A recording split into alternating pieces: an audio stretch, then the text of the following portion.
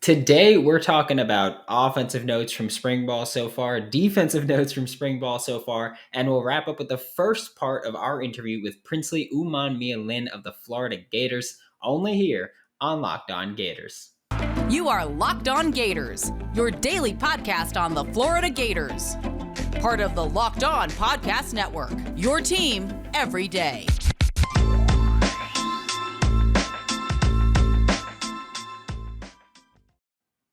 Hello and welcome back to another episode of Locked On Gators, part of the Locked On Podcast Network, your team every day. Thanks for making Locked On Gators your first listen of the day. We are available daily and free wherever you listen to podcasts. Happy Tuesday. I'm Brandon Olsen. You can find me on Twitter at WNS_Brandon. You can find my written work with Whole Nine Sports. Just going to ask, like, subscribe, comment, review, whatever. Let me know how I make the show better for you. Let me know how I can improve. And we're going to get into today's content now. We're talking about offensive notes here from the Florida Gators spring practice so far to date. I know there's a practice later today, but we're talking about so far. Quarterback, going into this entire offseason, we were saying it's going to be a quarterback battle. It's going to be decided at the spring game pretty much. Not so much. Emory Jones has entered the transfer portal officially now.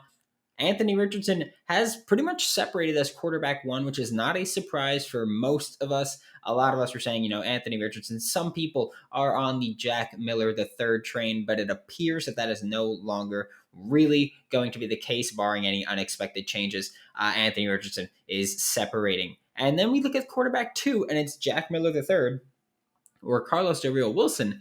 And they seem to be like they're kind of in competition there because I'm torn on this. I'll be honest with you guys. I'm torn on the quarterback two spot because, yes, I think it's fair to say Jack Miller III or Anthony Richardson as QB1.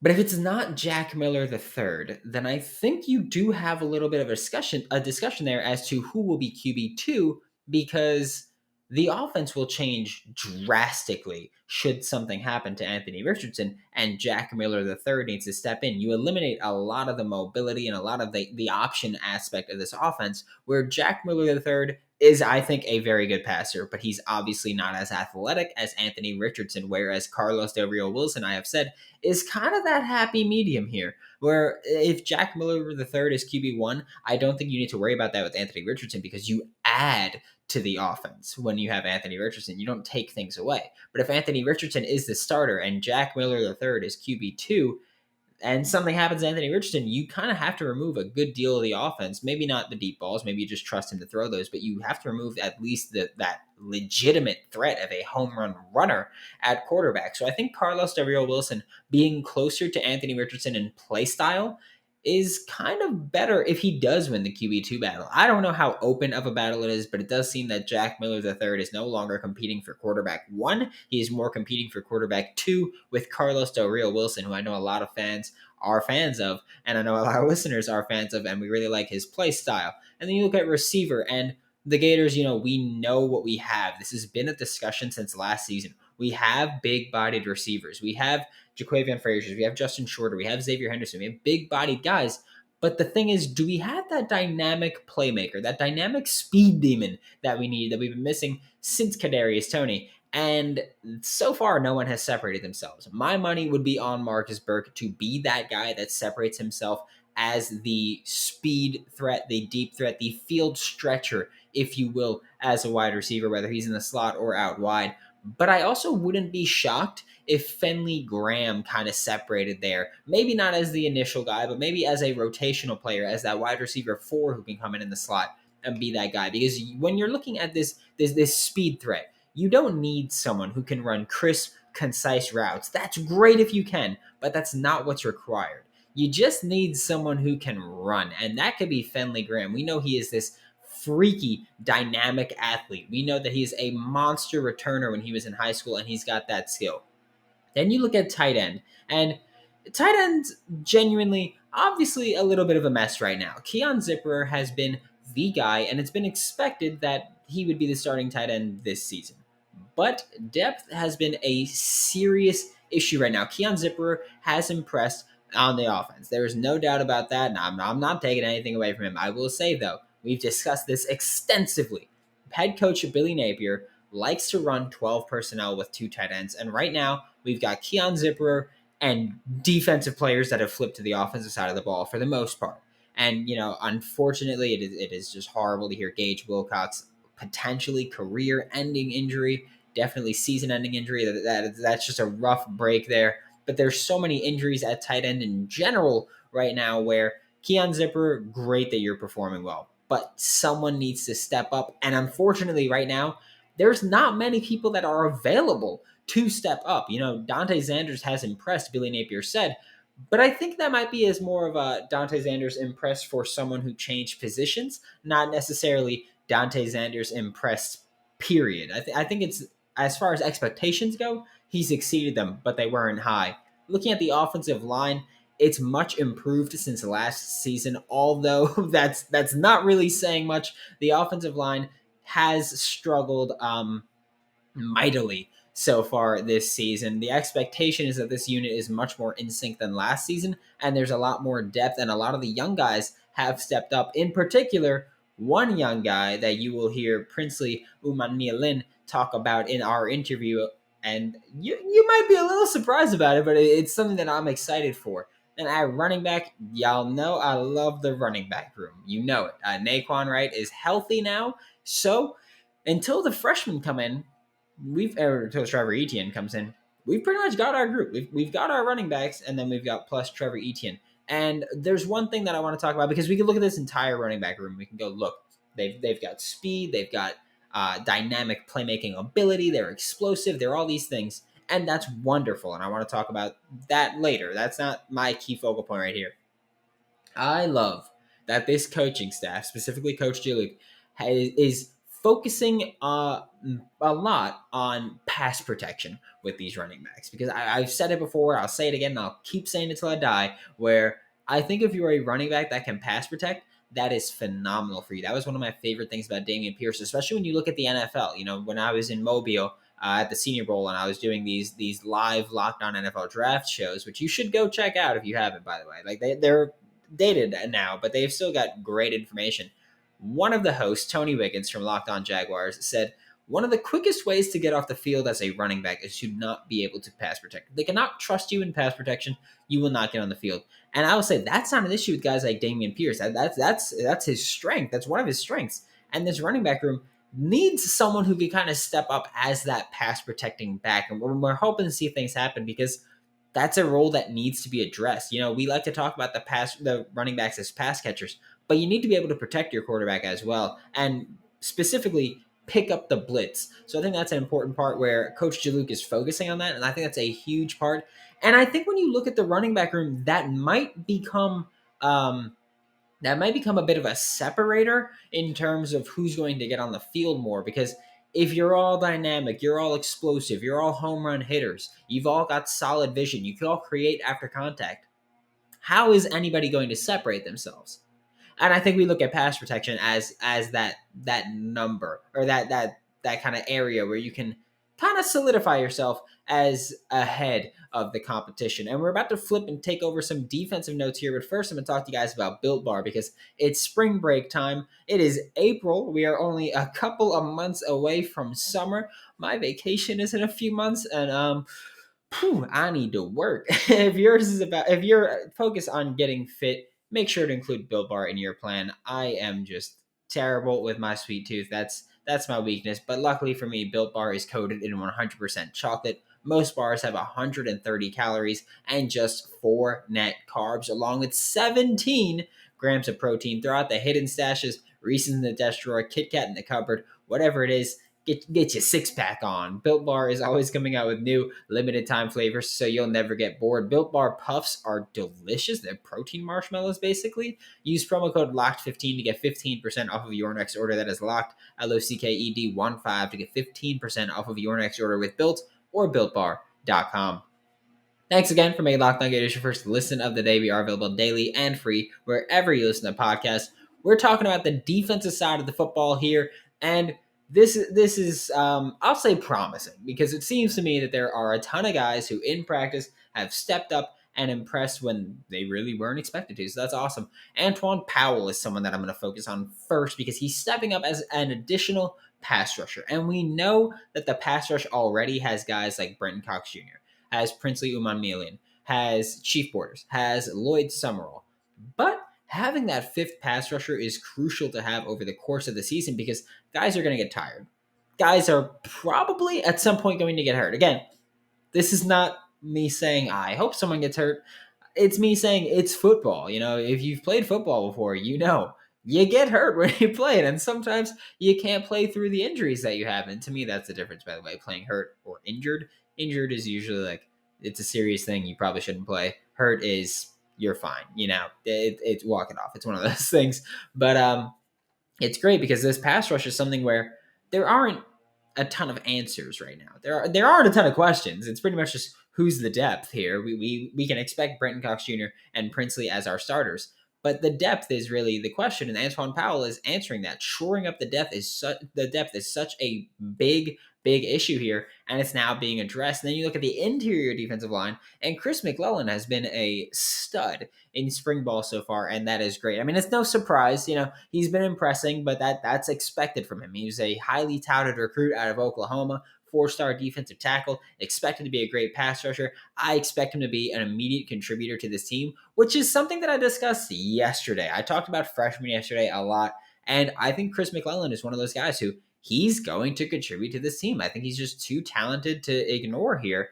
And I mean, given how spring ball's gone, he's gonna get his way. He's gonna get onto the field quickly, I think. Looking at linebacker, it seems to be shaken out. Linebacker is a group where coming into spring ball, we were saying there's Ventrell Miller, and then there's question mark, question mark, question mark, question mark, question mark, question mark, question mark, question mark, question mark, question mark.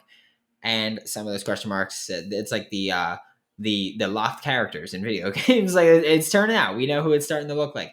DeJuan Black is really coming into his own. Ventrell Miller is obviously Ventrell Miller. He's still the guy there. Then you look at the depth, and it's Scooby Williams and Derek Wingo have really stepped up, and it seems to be that those are going to be the four. Most of the time, there's going to be two linebackers on the field. It seems like those are going to be the four that play most. Again, things might change given, if there's an injury or when Shamar James gets here. And I realize that I talk a lot of high praise about Shamar James, but I just want you to know it's because I think he's a phenomenal linebacker. It's as simple as that. I think he's a phenomenal recruit. But looking at the personnel, it's interesting because, I've spoken a lot about maybe being Ventrell Miller and DeJuan Black and then Derek Wingo and someone like Scooby Williams rotating in because we need that guy that can be that run defender. So that would be Derek Wingo. He's not a fantastic run defender, but he's a little thicker built. He's going to be that guy if he's on the field, Scooby Williams or DeJuan Black. And Ventrell Miller is obviously the primary run defending linebacker there.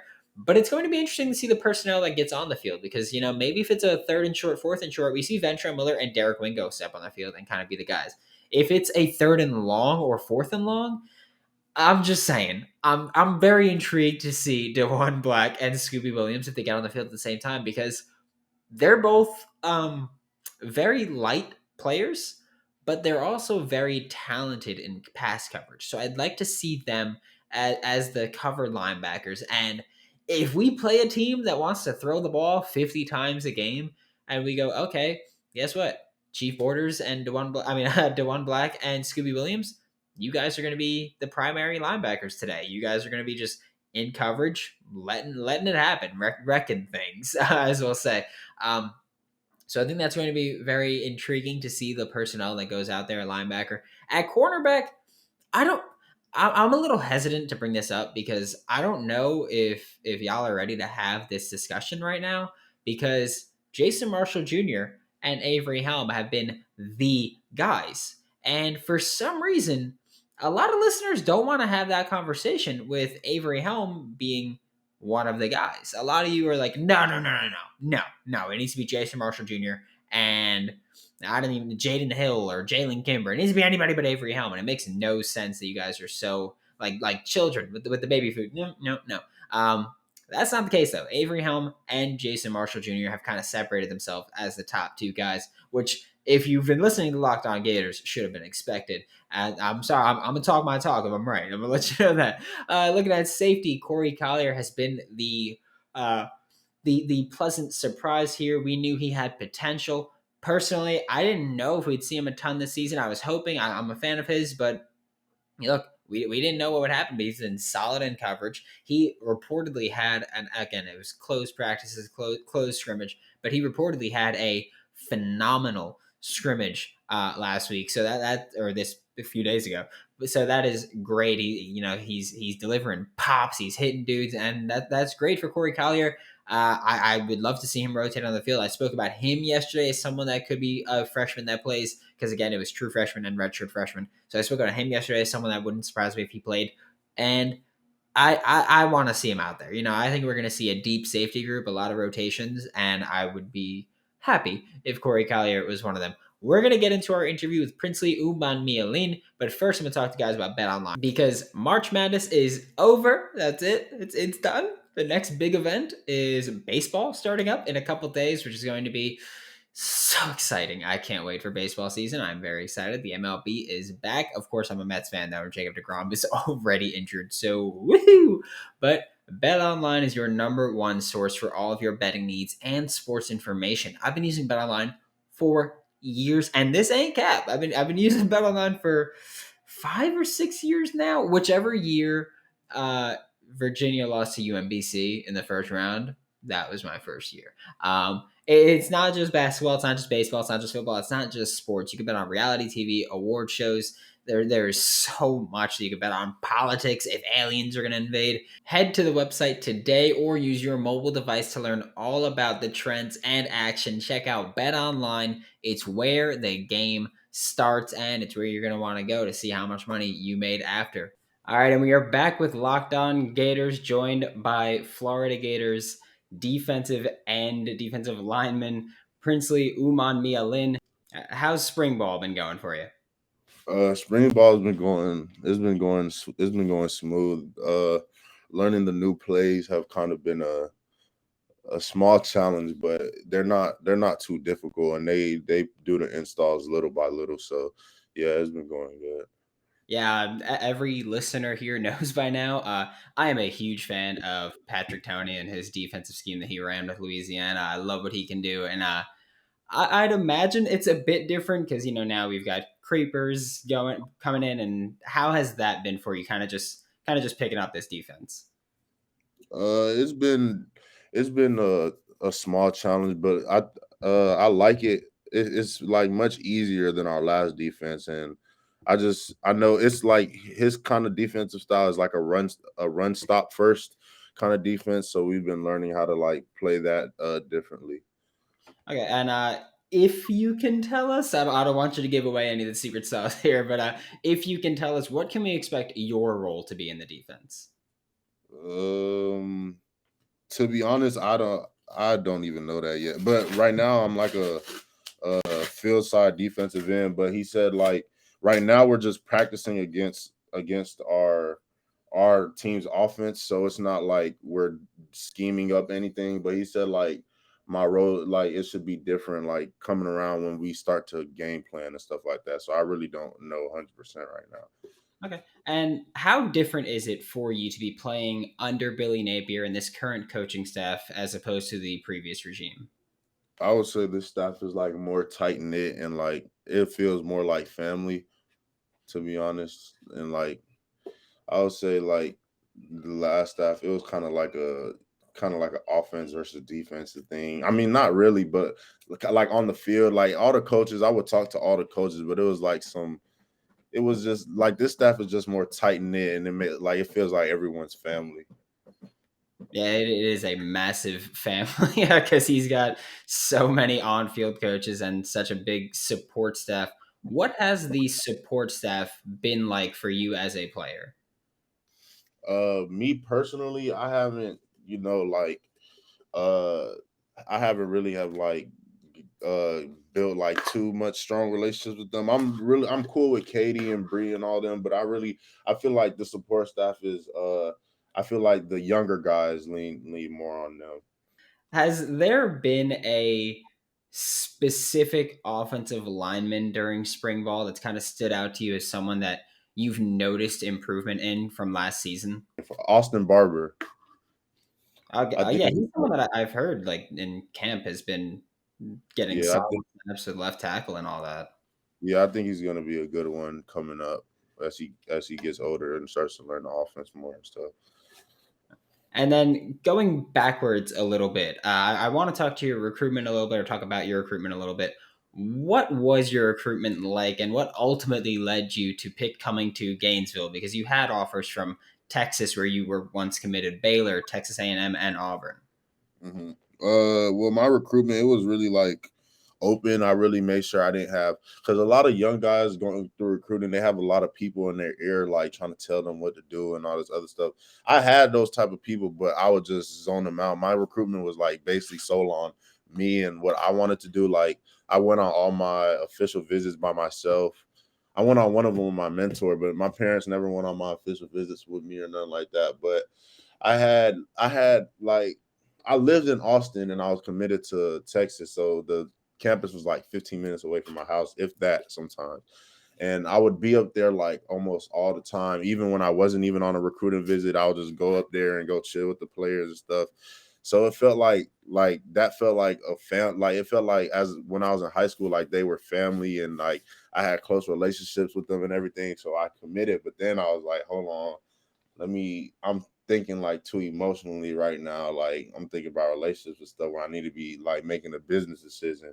So I was like, I looked at the history of like D lineman, Texas D line history, and it wasn't up to my like standards. So, and I wanted to play in the SEC, and I seen that like, NFL respect SEC way. Like people try to say they don't, but they really do. Like the SEC is like really respected in the NFL, especially for D linemen and defensive players. So I told myself that I wanted to play in the SEC, and I didn't want to play anywhere cold because I'm from Texas. So I wanted to be in the heat, and I wanted to play for a team that could potentially, I could potentially win a national championship for. And I was like, Florida's the best decision. And I also looked at a lot of depth charts and stuff to see like where I would probably have the best chance of playing early. Not that I'm scared of competition or anything like that, but just being realistic. Like when I looked at A&M depth chart, they had like 6 or 7 defensive ends. I was like, yeah, no. And I looked here and I was like, yeah, this is like, it all makes sense. Yeah, no, that's a smart way to go about it. And then can I just quickly ask, because I know that your brother is a recruit right now, have you been involved in his process at all, or are you letting him kind of handle it how you handled it, where it was just like, hey, like you're on your own, kind of figure it out where you think is best for you? Yeah, I'm letting him handle it. I'm trying to get this new staff on board with him. I don't think they've really hit Texas like that yet, like recruiting wise, but I'm gonna try to get him down here for a visit soon. But yeah, I'm letting him handle it by himself. All right, good. I'm just saying, as a little brother myself, if my brother did something and he was like, no, you have to do it different, I'd be a little annoyed at it. So I can appreciate that. Thanks again for making Locked On Gators your first listen of the day. Every day we are available daily and free wherever you listen to the podcast. We'll be back tomorrow with more on your Florida Gators in the second half of our Princely interview. Now make your second listen Locked On NFL Draft. Ryan Tracy and former NFL cornerback Eric Crocker bring the NFL Draft to life every day with insight and analysis on college football prospects and NFL front offices. For Locked On Gators, I'm Brandon Olsen. Don't forget to follow me on Twitter at WNS_Brandon. You can find all of my written work with Whole Nine Sports. That is WHOLENINE Sports. And I will see you all tomorrow.